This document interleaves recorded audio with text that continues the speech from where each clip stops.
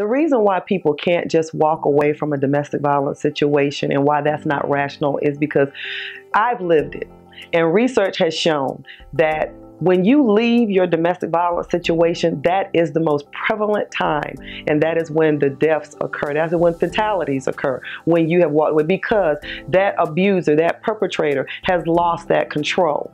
The reason why that's not reasonable, and we should never tell someone, or we should never say, well, why don't you just leave? Why don't you just walk away? That's unrealistic. And the reason why it's unrealistic is because statistics show that it takes 7 times for a domestic violence victim to leave before they act. They leave and come back at least 6 to 7 times. And again, I've lived it.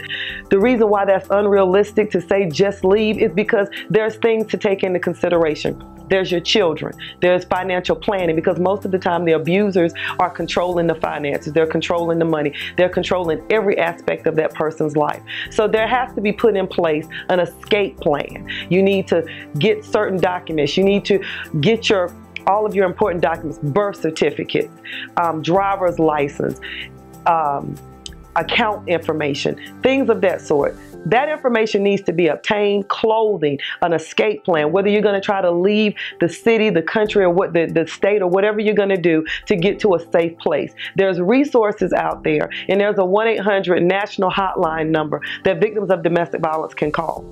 And in doing so, we will get them in contact with the resources that they need to get away from that situation, but do it in a safe way. The most important thing is the safety of the victim and the children that are involved. So no, a domestic violence victim cannot just walk away, because as soon as they walk away, that abuser is going to be trying to find them. They're going to hunt them down, and they will not be at peace. So we want to get them in a situation where it's conducive for them and their children, where they walk away, but they're in a safe place, that we help them reestablish their lives and reestablish the resources that they need so that they will be able to function on their own without fear.